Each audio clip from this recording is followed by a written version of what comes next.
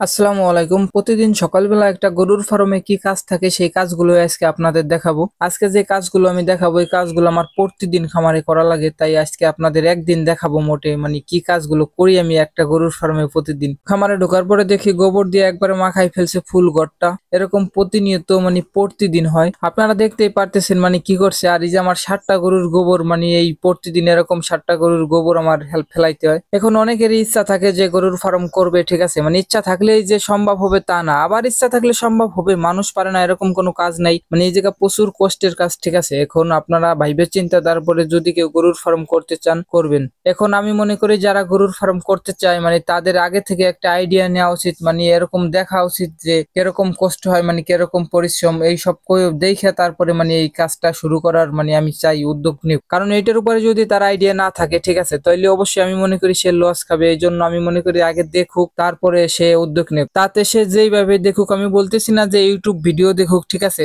তাদের বাড়ির পাশ দিয়ে মানে কাজদারটা যদি কোনো গরুর ফার্ম থাকে সেই জায়গা যাক, সে প্রতিনিয়ত যাওয়ার পরে সে দেখলো কিরকম কাজ করতে হয়, কি দেখি মানে পরামর্শ নিল। এইভাবে দেখতে দেখতে একদিন সেই শিখে যাবে সবকিছু, তারপরে সে শুরু করুক। আমি আশা করি সে অবশ্যই সেই সময় লাভজনক হবে, কারণ এইটার উপরে তার আইডিয়া আছে ফুল, এই জন্য সে লাভজনক হবে। তাই আমি সবসময় বলি আগে থেকে ব্যবসা শুরু করার আগে আপনারা চিন্তা ভাবনা করে তারপরে ব্যবসা শুরু করেন, সেই ব্যবসায় অবশ্যই আপনি সফলতা পাবেন। আমি ভাই সাধারণ একজন মানুষ, ঠিক আছে, ওরকম আমি কিছু জানা নাই, কিন্তু তারপর আমি যতটুকু জানি ঠিক ততটুকু বলার চেষ্টা করি। আশা করি মানে যাই বলি যাই কাজগুলো করি আপনাদের উপকারে আসবে। আর যদি কারো কিছু জানার থাকে আমার কাছ থেকে, ঠিক আছে, তাহলে আপনারা আমার সাথে যোগাযোগ করবেন। আমি সবসময় আপনাদের মানে পরামর্শ দেবো, সুন্দর পরামর্শ দেবো, যা জানি আমি সবসময় আপনাদের উপকারে আসবো ইনশাল্লাহ। আর একটা কথা না বললেই নয়, ঠিক আছে, মানে সফলতার গল্প সবাই শোনে কিন্তু একজন অসফলতার গল্প কেউ শোনে না। তাই সবসময় আপনারা এরকম কাজ করেন যে কাজ থেকে আপনি সফলতা পাবেন। আমার গরুর খামারে গোবর ফেলানোর শেষে আমি গরুরে খাবার দিব, কিন্তু আমার গরুটি মানে একটা সমস্যা, বাসি খাবার কখনোই খায় না। মানে আমার ষাঁড় গরু একটাও বাসি খাবার খাবে না।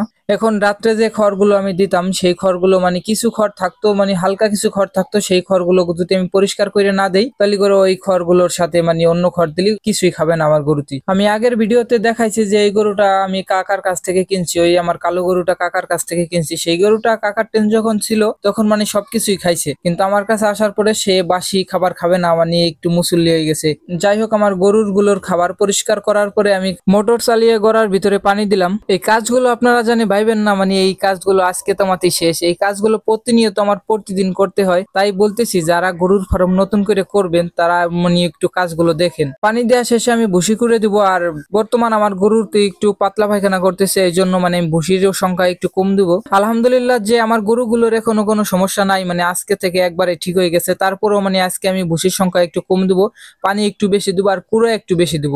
আমি ভুসি সবসময় জাল দিয়ে খাওয়াই, কাঁচা ভুসি মানে কম খাওয়াই। আর আজকে আমি গরুগুলোকে খড় দিতে পারলাম না, কারণ কালকে রাত্রে থেকে আমার কাটা খড়গুলো শেষ হয়ে গেছে। এই জন্য আমি সকালবেলা খড় কাটবো, তারপরে গরুরে আবার কাটা খড় দেবো। আর এখন এমনই একটা সমস্যা যে আমার গরুগুলোকে যদি আমি আলাম খড় দিই তাহলে সেই খড়গুলো খাবে না, কাটা খড় ছাড়া আমার গরুতে খায় না। যাই হোক, আগে খড় ছাড়া আমার গরুরে আমি পানি দিয়ে ভুসি খাওয়াই নিলাম, তারপরে আমি খড় দিব। মানে আমার সকালবেলা 2 ঘন্টায় আমার গরুর পিছনে চলে যায়, গরুর ঘর মানে ধোয়া, তারপরে গরুরে খাওয়ানো, মানে এদিক সেদিক 2 ঘন্টা চলে যায় আমার গরুর পিছনে। আর সকালবেলা তো আছে যে ঘাস কাটপাট যাই, এইগুলো তো বাতি। এখন অনেকে ভাবতে পারেন যে গরু পালন করলে অত টাকা লাভ হবে, এত টাকা লাভ হবে। আসলে ভাই এই জায়গা পরিশ্রম ওরকম মেলা করতে হয়, ঠিক আছে। আর যাদের মানে ঘাস আছে ভুসি ছাড়া, মানে ভুসিও থাকবে কিন্তু ঘাসটা বেশি থাকবে, তাদের বেশি মানে একটু লাভজনক বেশি হয়। আর ইচ্ছা করলেও মানে গরুর ফার্ম সবাই করতে পারবে না, কারণ এই জায়গা টাকা পয়সার ব্যাপার আছে। টাকা পয়সা থাকলেও আবার করা পারবে না, কারণ এই জায়গা পরিশ্রমেরও ব্যাপার আছে। তাই যেটাই করেন, ঠিক আছে, ভাইবে চিন্তা তারপরে করবেন। এখন যারা গরুর ফার্ম নতুন করে করতে চান ভাই, এই জায়গা শুধু গরু পালন করবেন